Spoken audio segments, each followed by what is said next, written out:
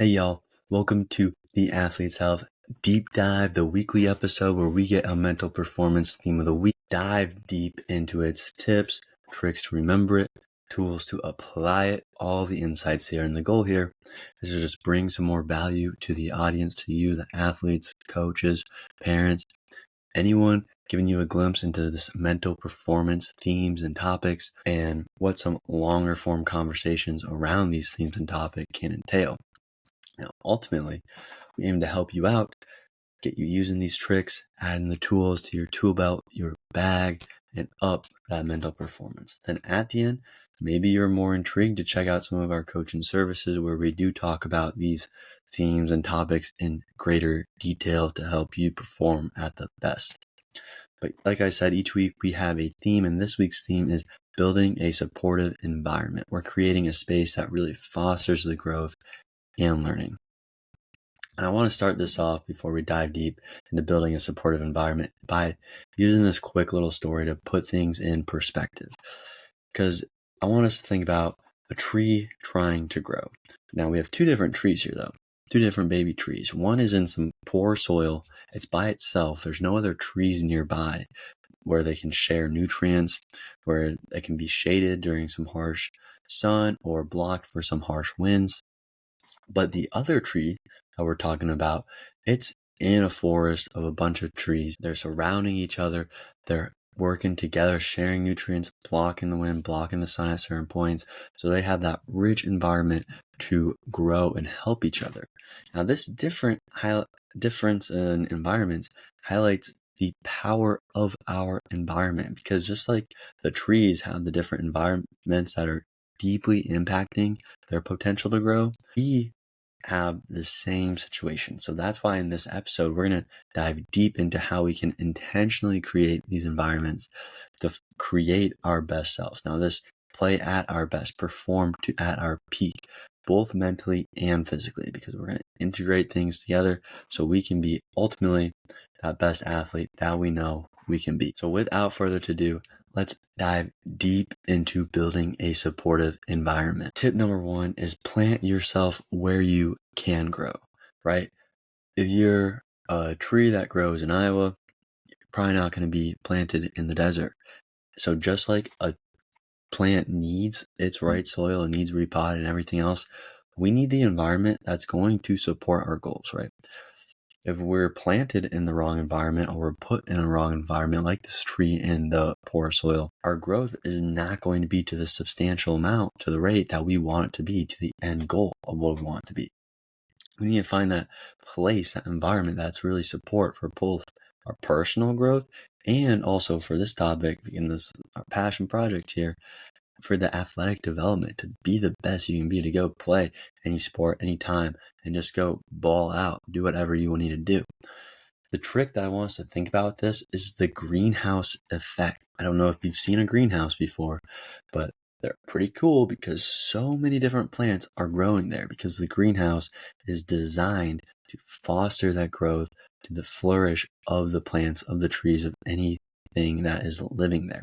So what we can do with this, the tools, is identify environments where we feel most productive and motivated. Maybe it's the gym, maybe it's with the team, maybe it's in these study groups to do other things, or film groups, whatever the case is. And to follow up with that, we can just really surround ourselves with people who have similar goals and the drives to create that synergistic atmospheres for those people who are trying to do the same things you're doing, or maybe who have done what you're doing.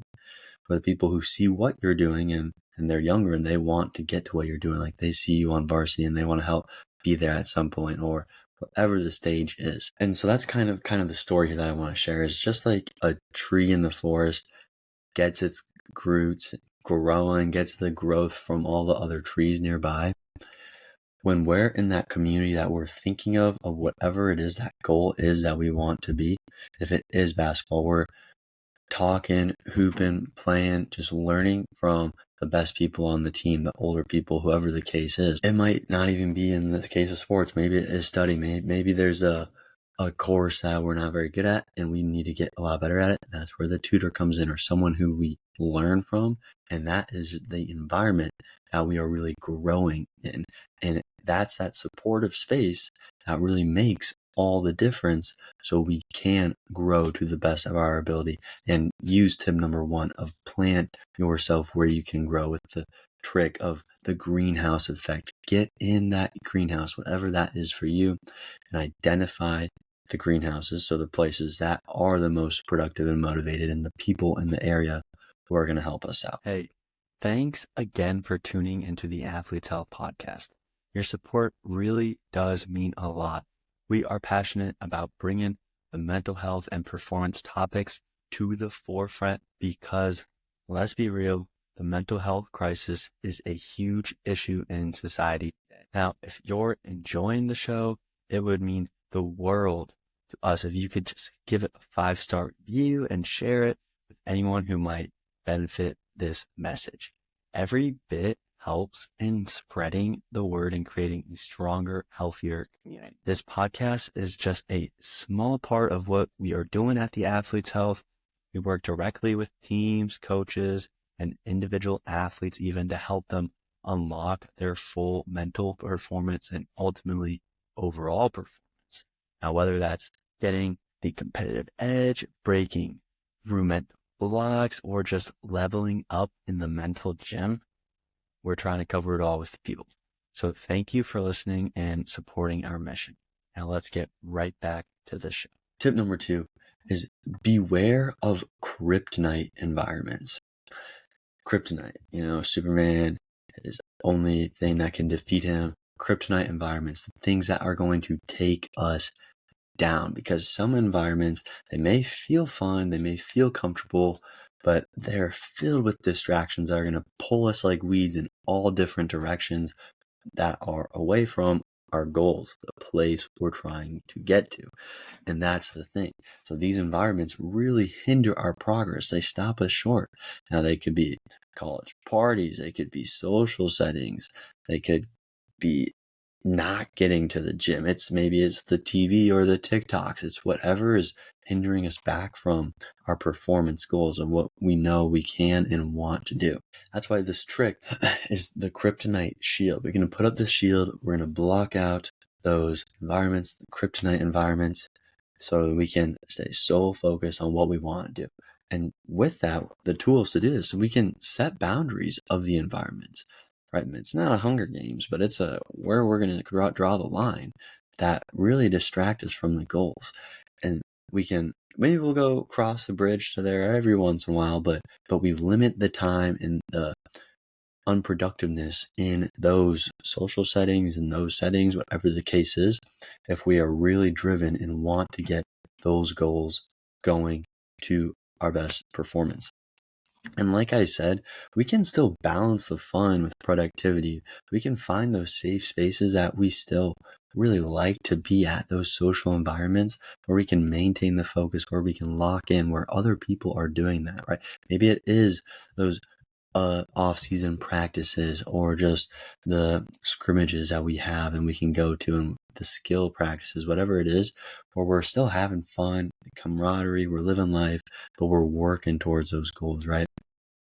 And so I've talked about Superman and how he's way weaker when he's exposed to the kryptonite.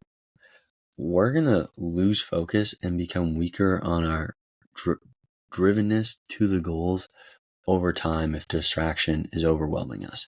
Now, if we identify those environments that pull us off track, maybe we're talking about track practice and it's things late at night or that are keeping us up, and then it's harder to get to practice in the morning. That's literally pulling us off track. You get what I did there. But it could be even a chaotic social setting. There's so many different things where we can protect our focus with these kind of mindfulness boundaries. We know where we should go, where we shouldn't go. That's why tip number 2 is be aware of kryptonite environments. With the trick, the Kryptonite shield, block up, identify the goals, set some boundaries around it. We can still go have fun. We can still go to the Friday night lights, to the football on Saturdays, but we can be a little smart about it. We can be diligent. We can keep those goals in mind, because that brings us to tip number 3. Seek environments that shape the future you. what you're doing now is what you are now, but time evolves, time keeps going, and so we must do the same thing. And that's also because the spaces that we occupy, that we're in, really shape who we become. If you put it in a really distinct area or thought process, is if you're the population of people who can grow from the really helpful home where they're not always worried about money and they have the resources, you would think they're going to be successful versus the person who comes from nothing and drugs are around the street in the room next door. It's going to be harder to get out of it. And that's just kind of why this environment is going to shape us and what we're getting at. Because it could be hitting the library for the study sessions. It could be going to the gym after practice to get even stronger, get fitter. It could be choosing those environments that really align with the goals and help us evolve the ideal self of what we want to do. For sports, athletics, academics, you name it, this is going to apply to it. That's why the trick is a future frame focus. What we can do, how we do this, the tools, is clarify, understand, get that clarity on what kind of person you want to become. What is the future self of you wanting to do, wanting to be, wanting to have? And then what environments help transform and mold you into that person? Because we don't have to be the person we are. What we can do is we can frequently put ourselves in those places that align with the habits and goals that maybe that person we're thinking about, who we want to be in the future, has. We can try to start to adapt those over time, adopt them, and get them being a part of us. And that's kind of this part. If you're walking into a library where you know knowledge surrounds you, or you've walked into there for quite a long time, you feel kind of like, yeah, okay, this is my home. I know what seat I'm going in, or maybe it's film session, or if it's the field and you got to go to practice, you know where you're going to go, put on your shoes, lace them up, and you know the warm up you're going to be. But let's say maybe the grades aren't the best and you need to get going academically, and that's the first time you're walking into a library. Well, that environment is going to push you. It's going to make you focus on learning, on improving, and you're not going to really know where you're going to sit. You're not going to know where the resources are that you need. But that's a key sign of, oh, you want to play at the division level, you're going to have to get your academics in shape. Let's mold ourselves into shaping that future you that we need to be. And it's consistently choosing the places like this that are going to have us naturally grow as the person we aspire to be. So tip number 3 is seek environments that shape the future you. It can be the sports, it can be the athletics, it can be the academics, whatever. We have the trick of the future frame focus with those tools of clarify, have clarity around what it is you're trying to transform into, to be shaped towards probably a better version. And then try to frequently put yourself in those situations that person would be in, and all of a sudden your environment's going to start to shape differently, and you're going to start to mold into the new environment. Tip number 5, use the 5-place power strategy. So if we need one idea behind this, there's going to be certain places that we naturally really thrive in, that we're really growing in, that's a really good fit, that's lifting us up and really fueling us. It's getting us growing. Like, we feel that energy there. Now, it could be a gym, it could be the team setting, the team atmosphere, the locker room. Maybe it's the outside edges of a grocery store where you're going to make healthier choices that are then going to transform into some other thing. But the key here is finding and returning to these places that we know can supercharge our batteries, that can supercharge our progress. That's why I got this trick of a 5-place power plan, 5 PPP. Yep. Tools is identify the 5 places that you feel the most growth for you, for your instances. And it's whatever you're trying to grow with, grow towards, etc. Maybe it's private training for your sport is one of the places. It's the team atmosphere that you have on practices Sunday night. It's the Wednesday night skills sessions. Those are 3 right there. And okay, I'm going to identify and routinely immerse myself in these spaces to really maintain that growth, get the aspiration. I'll have some accountability piece within that to really make it grow and stick. So then we can use those 5-place power plan and strategy to get it happening. And just to point this out here, you could consider the power of being in the gym or a team where literally everyone around you wants the same thing. If it's the gym, you're all trying to get bigger, stronger, faster, healthier, you name it. It's just kind of that fitness realm, right? If it's the team, you guys are probably trying to win, whatever goal it is that you're trying to look at. Maybe it's the practice, maybe it's the day, maybe it's the next game, maybe it's the conference. The list could go on, right? But this shared energy is what really gets that team camaraderie, right? Something like the team's energy is something totally different. And that's exactly what we're looking for and where we can perform our best. We're trying to create these environments that we can consistently return to build that resilience over time, to level ourselves up. And we can use this tip number 4 of the 5-place power strategy with the trick, the 5-place power plan, to find those places that work the best for us, for our goals, and then set up some accountability to routinely get ourselves going at it, and making it happen. Lastly here, tip number 5 is adapt your environment to your season. Seasons change, right? So do our needs. That's why I like this one so much. Sometimes we thrive in one environment, and then other times we need to really adjust and match the current goals that we have with the current challenges or the situations we're in, right? Because we may have those mountain goals at the top of the mountain, but the weather at the top of the mountain might be very different than the one you're in right now. Or maybe it's going to take a few seasons to get up there, and that's exactly what we can work on here. So the trick, and also I'll just point out, for example, like a training location in the off season might be different from the training location and the training that you're going to be doing during the peak competition in season. So literally in season, out of season, the seasons are changing. The environment might change too. Trick here is the seasonal shift strategy. We assess tools to do this. We assess the current goals and match them to the environment that really bring the best support.